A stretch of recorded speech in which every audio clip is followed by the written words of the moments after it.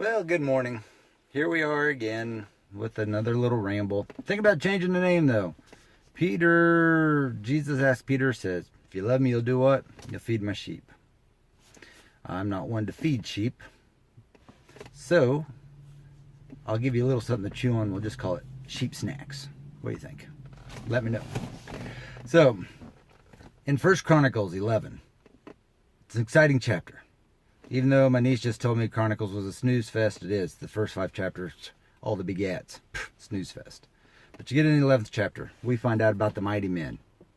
But we find out about our main man, Benaiah, son of Jehoiada, a mighty man of valor. He bested 2 lion-like men from Moab, Ariels. He went down into a pit on a snowy day and killed a lion.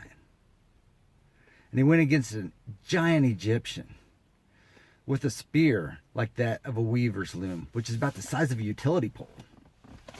And what did he do when he went against him? He went against him with a club. Benaiah marched right down with his club, snatched the spear out of the Egyptian's hand, and killed him with his own spear. Now, how cool is that? That's just cool. I mean, it's a guy thing. You're going against an enemy who's bigger, stronger, mightier than you. What do? Kill him with his own weapon. That's awesome. So, and the 2 mighty men of 2 lion-like men from Moab. I mean, the word Ariel is translated in some scriptures. Others it isn't, because the word has lost its true meaning. But it is similar to the word for lion. So that's why some have lion-like men, some have mighty men of Moab. Whatever, they were 2 mighty fighters. Think about that. He went against 2 of the mightiest men of Moab, and he killed them. He bested them. Benaiah, son of Jehoiada. He's awesome. And then the last one, he went down into a pit on a snowy day, and he killed a lion. He went down into a pit on a snowy day. Who in the right mind goes down into a pit to kill a lion? Lion's stronger, faster, more ferocious. But he went down into the pit and killed his lion. On a day it was snowy, footing would have been treacherous. The sun could have been reflecting off the snow, could have been blinding. He's down in a pit where he cannot get away. So he's meeting his worst enemy in the worst place during the worst conditions. But yet, he kills the lion. Our enemy goes around, what? Roaring like a lion, seeking to devour us. Satan. He likes to remind us of our past. The whispering in of our ears. He comes from behind. Why? Because if we put on the full armor of God, what's the only thing that's not protected? Our back. That's why he comes from behind and tries to whisper in your ear. But if we take a lesson from Benaiah, every instance in there, Benaiah does what? He goes forward without hesitation.